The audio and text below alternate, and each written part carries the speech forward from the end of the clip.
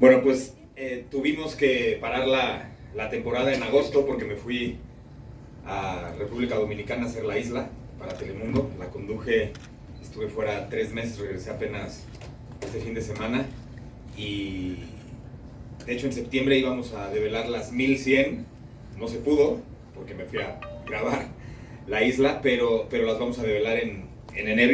Había invitado a Luis García y a Cristian Martinoli y seguirán invitados.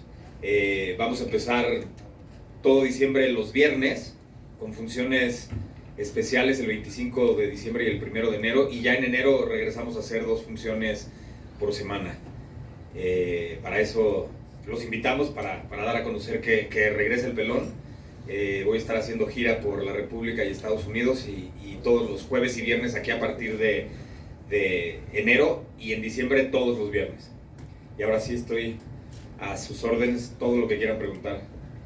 Héctor, buenas tardes. ¿Cómo estás? Resulta muy satisfactorio, ¿no?, el regresar con un proyecto pues tan exitoso y que ha sido bueno, muy bien recibido por el público. Imagínate, es mi bebé.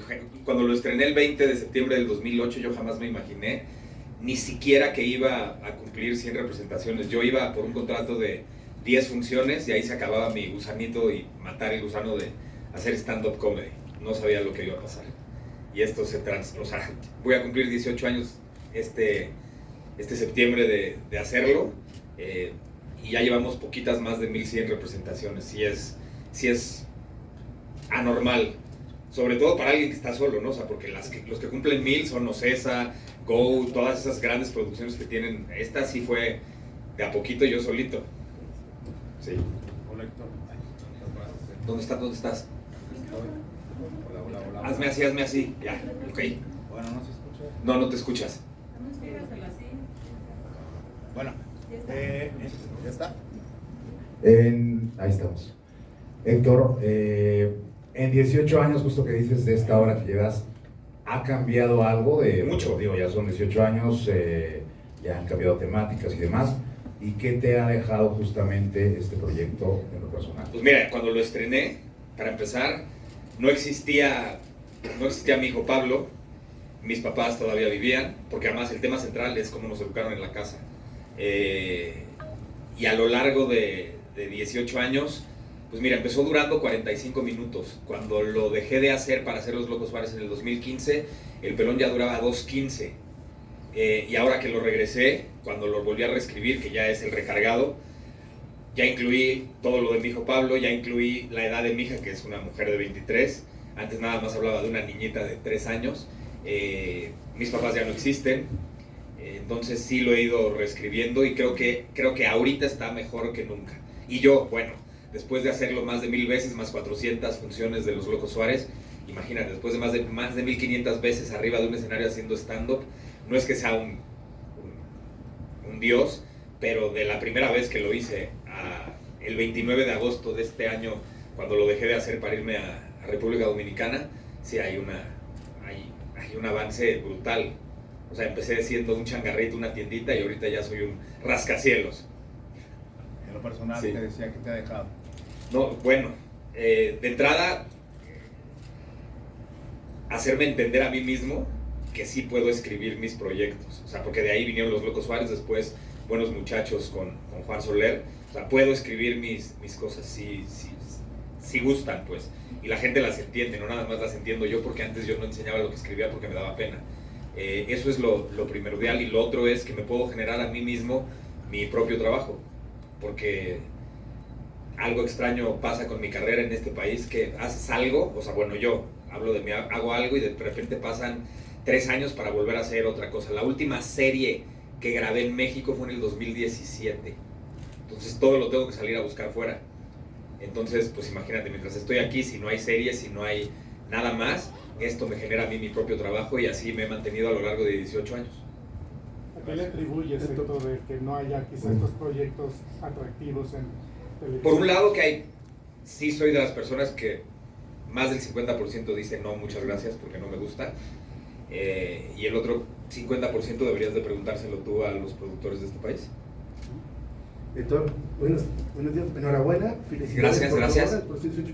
A ver, mi primera pregunta, sabemos que tú eres hijo de un gran actor, don Héctor Suárez. ¿Este tiempo que estuviste haciendo el pelón fue cuando perdiste a tu papá, que en paz descanse? No, a ver, el pelón lo empecé en el 2008, ese primer pelón me lo dirigió él, luego escribí Los Locos Suárez, en el 2015 lo hicimos 3 años, y yo reestrené el pelón recargado el año pasado, el 19 de noviembre del año pasado.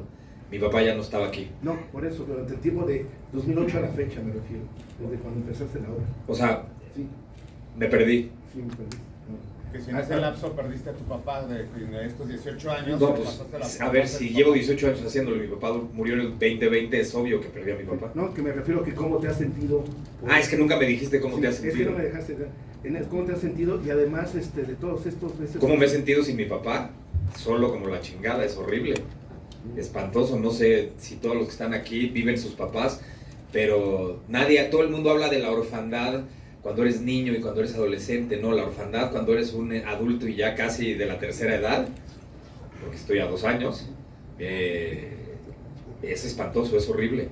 Mi papá era mi mejor amigo y todo lo platicábamos y siempre estábamos en comunicación, y estos 5 años y meses sin hablar con él, sin comunicarle mis cosas, sin tener pláticas profundas, han sido espantosos, horribles. Y ahorita con el pelón recargado, ¿esto crees que se adecua a la actualidad de lo que vive el país o el mundo, por ejemplo? No hablo de la política, No, en general. hablo de la educación y es universal, claro. ¿Sí? Por eso he podido presentarlo en Sudamérica, en Centroamérica, en Estados Unidos, en toda la República Mexicana, y no hay una sola persona que no se identifique. Porque es universal, o sea, es la educación, cómo nos educaron. No tiene nada que ver con la situación del país. Gracias. Buenas tardes, Héctor. ¿Para qué traigo a la pinche gente a llorar, no? Buenas tardes, Héctor. ¿Cómo estás? Soy de la Vega, de JB Radio. ¿Qué le espera parte de este gran proyecto en el 2026? Bueno, la tercera temporada de La Isla, ya me quedé como el conductor oficial. Tengo un callback de una serie para una de las aplicaciones, ya sabes, puede ser Amazon, Netflix, HBO Max, no quiero decir cuál. Tengo que hablar con Juan porque teníamos pensado reponer Buenos Muchachos. Nos quedamos como a 10 de cumplir 100 representaciones, y el pelón lo voy a seguir haciendo. Yo el pelón no lo voy a dejar de hacer nunca más en mi vida. O sea, esos 3 años que lo paré, creo que fue la estupidez más grande. No lo debo de parar. Hola, acá Lolo de Lolo Channel TV. Por ejemplo, el éxito que has tenido con el pelón, ¿estaría padre que a lo mejor lo metieran en televisión? ¿Lo has pensado o algo? Pero es un stand-up. Entonces pero no se podría llevar a... Cuando iba a grabar mi especial para una plataforma, no nos pusimos de acuerdo porque ellos tenían su producción, yo tenía la mía, yo tenía quien lo dirigiera y quien lo hiciera, y además me pedían que si lo hacía para ellos, ya nunca más lo podía hacer en vivo. Entonces preferí no estar como todos mis demás compañeros que sí tienen sus especiales, porque para mí es una delicia hacer el pelón en sus tiempos de cólera, que además se va reescribiendo cada 2-3 meses, le voy metiendo cositas y voy sacando otras, todo el tiempo está fresco. Entonces no podría regalárselo o dar lo que está firmado por mí a una plataforma para no volverlo a hacer nunca más. Sí, claro, felicidades. Sí, prefiero no tener un especial. Que sigan los éxitos. Gracias. ¿Va a haber invitados especiales para este stand-up? Siempre me abre alguien distinto. Siempre hay un telonero diferente todos los viernes, y bueno, ya en enero serán jueves y viernes. Sí, siempre trato de que haya alguien diferente. Hola, ¿qué tal, Héctor? ¿Cuáles son los elementos aquí? De este lado. Castor. Hola, ¿cuáles serían los elementos de tu éxito con este stand-up de 18 años ya? ¿Y cuáles serían tus elementos de éxito completamente? Gracias. Yo se lo achaco a que es un tema universal. O sea, todo el mundo tiene papá y mamá, y si no tuvieron tutores y vivieron con sus abuelos. A todo el mundo nos dijeron las mismas frases, a todo el mundo nos chantajearon de la misma manera. Me encanta, hay un momento en el pelón que están frases que nos dijeron, están incompletas, las pongo en la pantalla, yo las leo, me callo, y al unísono todo el público las completa. O sea, a todo el mundo nos educaron igual. Yo creo que ese es el éxito, que la gente viene, hace catarsis, se divierte, viaja al pasado para recordar lo que le hicieron, y muchos se cuestionan, madre mía, estoy haciendo y repitiendo los mismos patrones con mis hijos, que yo aquí no trato de educar ni de decir cómo los tienen que educar, yo nada más planteo cómo se nos educa, y para plantearlo cuento mi vida, pero mi vida está con muchas cosas que son reales y muchas cosas que ni siquiera sucedieron.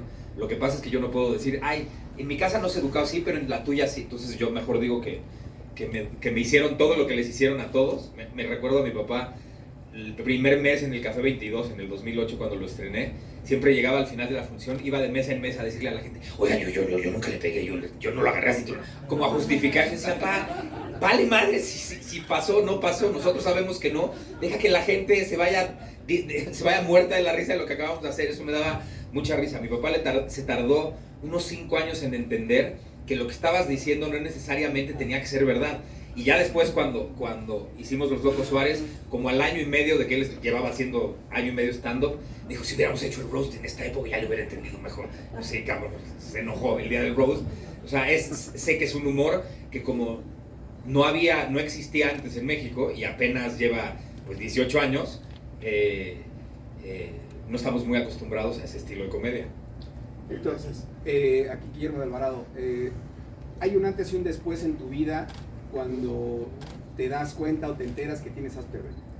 Sí. ¿Cómo cambia el pelón antes de esa... El pelón lo escribí ya habiendo sido diagnosticado. Okay. Y cuando escribí el pelón todavía no se lo decía a nadie. O sea, yo me guardé casi 10 años eso. Trabajé mucho en mí, y en el 2014 lo hablé con mi hija, lo entendió muy bien. Además me dijo una frase bien bonita, me dijo, a mí me encanta tener un papá sábelo todo, y me encanta que seas nerd, y por favor habla con los abuelos. Entonces le hablé a mis papás y les dije que tenía que comer con ellos y hablar de algo importante, se los comuniqué. Mi mamá compró toda la literatura que había de el Asperger, que ahora ya no se debe de llamar Asperger, sino autismo nivel 1, y aunque es más bonito la palabra Asperger. Sí, tiene más caché, ¿no? Sí, además de cariño nos decíamos a nosotros mismos Aspis. Entonces, como resulta que el señor Asperger era nazi, ya no quiere que se llame Asperger, sino autismo nivel 1. Se lo platicé a mis papás, mi mamá compró toda la literatura, ella lo leía, y los miércoles, que mi papá todos los miércoles comía con mi mamá le hacía resúmenes, le daba escritos, le hablaba. Entonces esto mejoró todavía. Si de por sí mi papá y yo nos llevábamos muy bien, mejoró por mucho nuestra comunicación, y con mi mamá abrió una puerta de comunicación que antes no existía. Entonces eso fue bien lindo, y luego decidí hacerlo público, y no me imaginé el bien que iba a provocar, porque le abres los ojos a muchísimos papás y a mucha gente que lo tiene y que no sabe, y ahora pues doy conferencias sobre esto, todos los lugares como Iluminemos Azul y todas las asociaciones pues me llaman para hablar, y yo creo que la fama sirve para eso, ¿no? Para servir. Tienes 2 hijos. Ajá. Y tienen edades distintas. ¿Cómo lo entendieron en su momento?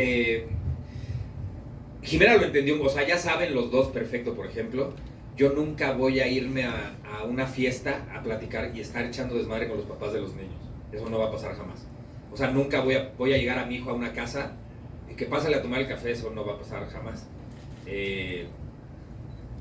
Sé que son cosas que otros papás sí hacen, pero hay otras que yo sí hago que no hacen otros papás. O sea, ahí se va nivelando. No puedo relacionarme con el mundo. Entonces tener que llegar a relacionarme obligadamente con un papá o con una mamá es muy complicado para mí, o con cualquier persona. Entonces están muy acostumbrados a que yo voy a las fiestas, los dejo, o yo me voy a un rincón y ahí estoy solito mientras están en la fiesta, o a lo mejor es una fiesta de alguien que sí conozco y tengo 2, 3 personas con las que puedo platicar. Me cuesta mucho trabajo, muchísimo. Los dos lo entienden muy bien. Entienden perfecto que no celebro Navidad, que no celebro Año Nuevo. O sea, así les tocó este papá, y han sabido adaptarse muy bien a mi manera de ser. Gracias. Ya si soy buen papá o malo, ya habría que preguntarle a este par de cabroncitos. Héctor, de este lado, Montserrat Rosas de Ventaneando. Dime. Bien, compartes que a lo largo de estos 18 años tú has generado tu propio trabajo, has escrito tus propios proyectos. Ajá. ¿De qué manera este pelón recargado te enfrentó a ti precisamente haciendo el recuento de todo lo que has vivido? Porque en los últimos 5 años has tenido 2 de las pérdidas más grandes de tu vida.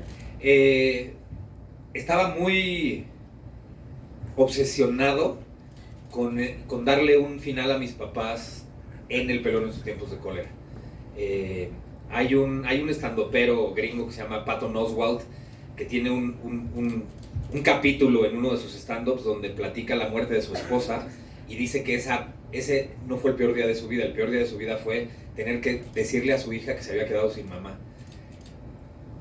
Dura como 15 minutos y los 15 minutos hablando de la muerte aullas de la risa. Yo quise intentar hacer algo parecido y no me salía, y no me salía, y no me salía, y no me salía. Y dije, si no me sale, pues no es a huevo. O sea, yo me estoy obligando a mí mismo a hacer algo con lo que no puedo cerrar, porque además no había manera divertida de decir que se habían muerto. Entonces, nada más menciono que ya no existen y que los he amado y los sigo amando profundamente, y con eso es más que suficiente. No tengo, por lo menos de mi sangre, la capacidad de generar risa con la muerte. Con otras muertes sí, con las de mis papás no. ¿Alguien más? Qué callados. Anímense porque además hasta vamos a tener una rifa. Dime allá atrás. Héctor, igual preguntarte, este legado que estás haciendo también con tu trabajo, que ha sido siempre impecable, ¿tienes pensado quién seguirá tu dinastía? Al final es una de las importantes. Pues a ver, está mi papá, mi tío, que sería la primera generación. Mi primo Pepe Suárez y yo seríamos la segunda generación. La tercera, pues ya, mi hija ya hizo cositas. Pablo debutó en teatro cuando estaba haciendo Hugo, Paco y José Luis. A Morri se le ocurrió una función donde todos me iban a hacer bromas y apareció mi hijo en escena. Pero entonces funcionó tanto que Morris decidió que así hiciéramos la primera función de los sábados. Entonces el pinche Pablo, ya cuando supo que iba a ser la segunda, dijo, pues yo quiero cobrar. Y entonces pidió 500 pesos por salir al final a hacer su beat. Y después, como había un pequeño número musical que se les había ocurrido para hacerme reír, Pablo dijo, yo también me quiero caracterizar y quiero bailar. Entonces los dos ya debutaron. No sé, también están los hijos de mi tío Alejandro, que no los he visto actuar, pero ellos serían, junto conmigo, la segunda generación. La tercera serían los hijos de esta segunda, que los únicos que han hecho algo son Pablo y Jimena. Son artistas. Pablo juega muy bien fútbol y está en la sub-11 del Borussia Dortmund y entrena, o sea, así es como ahorita a sus 11 años es un atleta de alto rendimiento porque entrena 3 horas todos los días y hay que llevarlo a lugares lejísimos, así, pero el güey es artista. Y Jimena también. Jimena es muy penosa, pero canta como Los Ángeles, entonces va a terminar haciendo teatro musical. Ella dice que no, va a terminar haciendo teatro musical, va a terminar cantando, va a terminar haciendo, y Pablo igual. Eso sería la tercera generación. Y además sé que a Jimena le cuesta porque dice, no, es que mi abuelo es Héctor Suárez, mi papá es el pelón, o sea, entonces como que le cuesta mucho trabajo. Pero terminarán haciendo algo, ¿eh? Gracias. De nada. Héctor, de este lado a tu izquierda. Dime. Hablando precisamente, y ahorita mencionabas a Luis García, Cristian Martinoli, ¿qué proyectos hay? Se viene el año mundialista, ha sido una voz muy crítica en la cuestión deportiva. ¿Será que se viene algo o estás preparando algo para el mundial? No estoy preparando nada o sea, estoy sillones cómodos, cabrón, para ver todos los pitch, porque ahora sí va a haber chingos de partidos y estoy acostumbrado a ver casi todos. Ahora imagínate con 48 equipos. No tengo planeado nada, me da mucha pena el fútbol en México, ¿no? Que además es como que muy exagerado. Todo en México en el fútbol es exagerado. La fiesta grande, ¿no? La liguilla, el superclásico, o sea, olvídate de Real Madrid y de Barcelona, eso se va a la chingada. El superclásico América Chivas, el superlíder, dices, cabrón, la palabra líder ya significa que vas en primer, no, aquí hay un superlíder, pero se compensa con los directivos porque son súper pendejos. Pero hay algún proyecto en cuanto a, obviamente, crítico, demás, no hay nada que esté cerrado. Como ¿qué quieres que critique? ¿Podrías estar de invitado en algún programa? Me encanta, mira, el ser tan amante de los deportes me sirvió muchísimo ahora que hice la isla, sobre todo para narrar los retos, los juegos. Siendo amante no amante, pero sí fanático de Ángel Fernández y de los grandes cronistas de los 70, Sonia Alarcón, Tony Andere, que era con los que yo veía todas las peleas de box. Yo no soporto que griten. Entonces, me ayudó mucho ese estilo. Me ayudó mucho cuando hice el box 2 años en Televisa, pero pues se metía con mi teatro y entonces unos no me dejaban faltar al box y los otros no me dejaban faltar al teatro. Pues decidí ya no hacerlo, pero no tengo pensado hacer nada. Si me invitan a programas y demás, feliz voy. Pero ¿a poco no están cagados de miedo con lo que vaya a pasar con México? Por mucho que le haya tocado un pinche grupo súper accesible. A mí me da pavor, No veía una selección tan mala desde que vi mi primer mundial consciente, que fue el de Argentina 78. No mames, cómo sufrí. Según yo, México iba a ser genial y perdió los 3 partidos. Y no sé quiénes sean tan viejos como yo, pero no sé si se acuerdan que uno de los uniformes de la selección mexicana del 78 los patrocinaba Levi's. El blanco con rojo era de Levi's y el verde era de otra marca, pero era muy chistoso eso. ¿Por qué te da pavor este grupo? No, me da pavor México, güey. Están jugando como el culo, cabrón. ¿Por qué? O a ti sí te... No, yo no entiendo de fútbol, pero prefiero... No, me da. Pero ¿por qué te da pavor? O sea, no sé, pero dime por qué. Pues mira, después del ridículo que hicimos en Qatar, ahora que estamos como... En casa, exacto. O sea, como anfitriones, coanfitriones, yo no veo nada bien a la selección. Nada. O sea, sí me da pavor, por mucho que le haya tocado un grupo accesible. Héctor, ¿en qué lugar crees que quede México al final del mundial? ¿Crees que pasa? Dentro de los primeros 20, pues es donde siempre hemos estado, ¿no? O sea, si la FIFA nos pone en 15, si tú tomas en cuenta que desde el Mundial de Estados Unidos hasta antes de Qatar siempre pasábamos a ser dentro de los primeros, o sea, estar dentro del grupo de los 16, pues sí, estamos por ahí en 15, 16, pero por aquí nos podemos ir habiendo más países, nos podríamos ir a 20, 21, 22 por ahí. A menos que suceda una sorpresa y Javier Aguirre tuviera un as bajo la manga, lo que le pasó a la selección del 98, que perdían y a la hora del Mundial lo hicieron extraordinario. No creo que pase eso, pero... Oye, es bien sabido también tu afición por el box. ¿Cómo ves todas las críticas que ha recibido Saúl El Canelo y qué opinión tienes de él? ¿Qué críticas? Pues, negativas, a la gente no le gusta. Mira, su forma de el boxear. Canelo cuando empezó, a nadie, o sea, los que chanelamos de box no nos gustaba. Porque él se sentía más de lo que en realidad era. Ajá. ¿Sí? O sea, él hace 10 años, 12 años, 13 años, sentía que era lo que es hoy. Una vez que sí fue alguien, yo creo que el haber perdido con Mayweather fue lo mejor que le pudo pasar. Es una de las derrotas mejor digeridas de la historia del box. Porque el güey lo digirió bien, entendió cómo administrarse, no nada más en el ring, sino abajo del ring. Y se volvió un muy buen boxeador. Incluso llegó momentos a ser muy elegante. Eres tan grande como los nombres que haya en tu generación. Ni modo, a él no le tocaron los mismos nombres de los 70 que le tocaron a los boxeadores de los 70 ni en los 80, como a Chávez, que enfrentó a todos. Su generación no había grandes nombres, pero los derrotó a todos. Después de que él derrota, cuando consigue el Undisputed,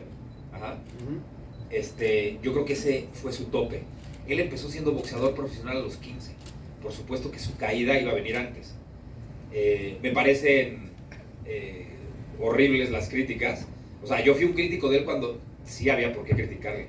Pero el cabrón ha logrado muchísimo y ha puesto el nombre del deporte, no de México, del deporte mexicano, muy en alto.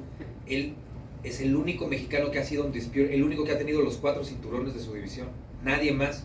Y por supuesto que al final de su carrera va a estar dentro de los 10 mejores boxeadores de todos los tiempos mexicanos. Lo que pasa es que, pues al mexicano, y hablo del aficionado mexicano de 2 peleas por año, no de los que estamos todos los fines de semana viendo las peleas que sean, pues le gusta que que sean como los guerreros mexicanos echados para adelante y recibiendo putazos y dando putazos. Él entendió que no necesitaba recibir muchos putazos para ganar. Por eso digo que se administró muy bien en el ring y abajo del ring. Vio lo que hizo Mayweather y quería hacer eso. Vele la cara, está intacto. Eso es muy aplaudible. Y además el güey se volvió un muy buen boxeador y enfrentó a todo lo mejor que había en su época. Que perdió con Crawford, sí, pero no fue la madriza que dicen, ¿eh? Yo la vi muy pareja hasta el round 10 y el 11 y el 12 los perdió por mucho. Nada más. Pero es un extraordinario boxeador y creo que lo ha demostrado, porque además ha sido campeón en 4 divisiones distintas. Super welter, medio, super medio y semicompleto. ¿De este lado, por favor? Hola Héctor, oye, ahorita que mencionas que pues eres de este lado, acá. Ya.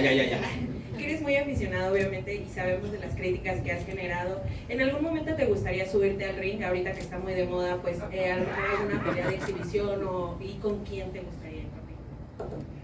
Se puede jugar básquetbol, se puede jugar fútbol, se puede jugar béisbol, se puede jugar a las canicas, se puede jugar tenis, no se puede jugar al box. Esto es un deporte muy serio. Estas pendejadas que has visto que los pinches famositos se suben y es una falta de respeto a los cabrones que desde niños están matándose por llegar a ocupar un lugar en su división. Es una falta de respeto brutal. El box no se juega. El box es un deporte muy serio en el que te puedes morir. O sea, eso que vieron de los influencers es una mamada. Realmente. Y una falta de respeto al deporte brutal. Hay gente que se está preparando desde niña. O sea, desde que tienen 8 años. Y que no ha podido tener la oportunidad. Y de repente, vamos a hacer peleas. Eso por un lado. Y por el otro, tengo 50. Voy a cumplir 58 años. Mi próximo cumpleaños serán 58. Yo no soy un deportista de alto rendimiento. Si los de alto rendimiento se retiran a los 38, ¿qué chingados tengo que hacer arriba de un ring? Mis huesos ya no es lo mismo, ya me canso más, ya mis rodillas ya me duelen. O sea, yo sé que a lo mejor arrugado no estoy, pero esos años los traigo encima, 57. No tengo nada que hacer arriba de un cuadrilátero. Y los otros tampoco, ¿eh? Última pregunta, chicos. ¿Por qué tan rápido? Regresando a tu obra de teatro, me gustaría saber si, por ejemplo, tu papá antes de fallecer te dio un aprendizaje para que tuvieras éxito en tu stand-up, o sea, o te dejó algún aprendizaje. No, mi papá me dejó aprendizajes de vida. O pero alguna frase que digas, la apliqué o la estoy aplicando y pues me está sirviendo. Soy el cabrón más profesional que te puedas imaginar. Pregúntale aquí a toda la gente, ¿a qué hora llego siempre cuando tengo función? Mucho antes. ¿Cómo a qué hora? Mucho antes, como una hora y media. No, ya está loca. ¿Cuántas horas llego? 3 horas antes. O sea, de hecho, como por aquí cerquita y a las 5, si la función es a las 8, a las 5 ya estoy aquí. Eso en cualquier hora de teatro. Cuando grabo series, estoy antes de mi llamado y además con todas mis líneas aprendidas. Eso me enseñó mi papá. Cuando estaba haciendo Vaselina en el 84, un día la fue a ver sin avisarme y vio que muchos de los chavitos estaban, yo no, pero varios de los chavitos echaban desmadre en el escenario. Y acabando la función, me llevó a un lado del escenario entre cajas y me dijo, no lo hiciste hoy y espero que no lo hayas hecho nunca. Pero vi a tal y a tal y a tal echando desmadre. Yo te veo echando desmadre en un escenario, tomándote esto como desmadre y te quemo vivo, cabrón. Así me dijo. Y le tengo un respeto y un amor a mi profesión brutal. Nunca le faltaría el respeto. Héctor, de este lado. Dime, Ahora dime. que recuerdas a tu papá, justamente cómo ves que gracias a las redes sociales, por ejemplo TikTok, traen al presente sketches como los de tu papá con doña Zoila, y las nuevas generaciones se espantan de cómo actuaba ella, el personaje, cómo trataba a sus hijos, hay comentarios donde dicen, y así educaba a sus hijos, a Julieta, a Héctor, doña Zoila, existía ese personaje, pero que gracias a estas redes estamos viendo el trabajo, el legado que dejó tu padre. No, me encanta y debería de... O sea, ¿qué nos pasa? Debería de estar al aire en los canales de repeticiones, no entiendo por qué no. Además, lo triste es que si pones qué nos pasa del 86, 87, 88, sigue siendo vigente. O sea, eso quiere decir que el pinche país no ha cambiado en nada. Tú puedes ver sketches del 86 y es exactamente lo mismo. Es más, del 86 en época del Mundial, ponerlos ahorita que va a ser el Mundial y van a ser exactamente lo mismo. Qué miedo, qué triste. No cambió nada. ¿Alguien tiene una pregunta más? Dime. Héctor, vemos que dices que tu obra se enfoca mucho a la educación que tuviste con tu papá. No. Y el stand-up no es una obra, ojo. Ok, el stand-up está El enfocado tema central es la educación. La educación universal. Pero para poder hablar de la educación, pues tienes que hablar de la tuya, ¿no? Y está lleno de mentiras, lleno de exageraciones y lleno de verdades. Por ejemplo, mi papá no me puso nunca las manos encima, y aquí yo platico que me agarraba cinturonazos, para poder criticar a los papás que hacen eso. Ok, entonces podríamos decir que está enfocado a la educación, pero que pudiera ser de cada una de las personas. No, a la educación universal. Ok, y esta parte... Lo han visto cuando estaba en el NH, lo vieron guatemaltecos, hondureños, costarricenses, que también he ido para abajo, pero también chavos que viven aquí, que sus papás son diplomáticos, japoneses, holandeses, y llegaban y me decían en inglés, es exactamente lo mismo, con otro tono, con otras palabras, pero esto es igual en todos lados. Por eso no pasa de moda el pelón. Ok, una educación universal que pudiera ser que la mexicana es la que tiene más matices que a nivel internacional. No, yo creo que tienen matices todas. Lo que pasa es que, pues aquí el mexicano somos, y lo digo en el pelón, somos el único país que tiene una grosería de altísimo impacto en chiflido. ¿Quién nos chinga con eso? ¿Qué otro país nos chinga con eso? Para más, la manera de hablar de el albur y el doble sentido y cómo somos los mexicanos de mal hablados es por mucho más chingón que cualquier otro país. Y en los otros países también las mamás dicen lo mismo o sea, no hay mamá que no sea chantajista, ¿no? O sea, no hay mamá que no le diga a sus hijos, o sea, ve a checar qué está haciendo tu papá. O sea, no hay mamá que no crea que el esposo es un pendejo, ¿no? Aquí por eso digo que todos los papás van a la misma escuela y ahí les enseñan a hacer y a decir todo lo mismo. Y en esas escuelas hay talleres, como el de mecanografía y de electricidad que íbamos nosotros, pero hay un taller de chantaje para las mamás. Taller de cómo aprender a hacerse pendejo para los papás. Porque eso es la verdad. Ok, y ahorita que dices que está recargada tu nueva temporada. Pues está recargado desde que lo estrené en el noviembre del año pasado, porque no había nada de Pablo.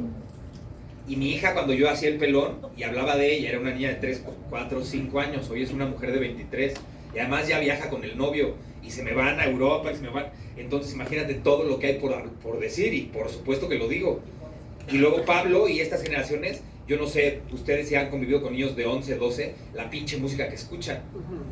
Y aquí hago todas esas comparaciones. O sea, de hecho, Pablo un día, de entrada él se sabe toda la música de los 80 porque está enamorado de la música que yo oigo. Y además siempre les puse muy buena música desde que eran chiquititos.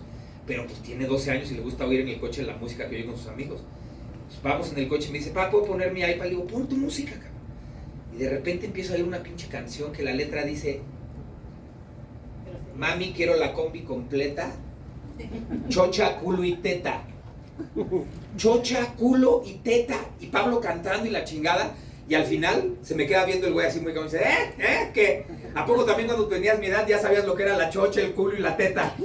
Digo, no, cabrón, pero mi generación teníamos algo más chingón y mucho más valeroso y más valioso, cabrón. Mi generación en los 70 sí sabíamos, o sea, no sabíamos lo que era esto, pero sabíamos que casi todos sabemos querer, pero pocos sabemos amar.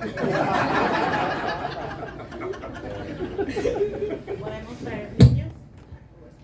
Si los niños están callados y no hablan, sí. Si son niños de brazos, los saco a la mamá y a putazos. Che, falta de respeto al güey que está aquí y a todo el público. No es, me vale madre lo que piensen, mi hijo va a llorar y se chingan. No, ¿cómo crees? En eso sí somos únicos en este país, ¿no? Héctor, sabemos que es a partir del 12. ¿Nos puedes decir las fechas de tu nueva temporada? Todos los viernes. 12, vele sumando 7, 19, 26, pero vamos a hacer 2 funciones especiales o extraordinarias. El jueves 25 de diciembre, aquí es el recalentado, conmigo. Y el 1 de enero también, que es jueves. Y en enero, yo creo que después de la primera quincena, ya hacemos el pelón ya para siempre jueves, viernes, jueves, viernes, jueves, viernes. O sea, porque el año pasado, igual estrené aquí, me fui a hacer funciones extraordinarias al Virginia Fábregas, y me quedé 6 meses haciendo el pelón sábados y domingos. Y luego cuando nos corrió Manolo Sánchez Navarro, nos vinimos para acá. Muchas gracias. Sí, sí. Y ya, chinga, para eso vinieron, para quedarse callados. Hoy que puedo, hoy contesto lo que sea.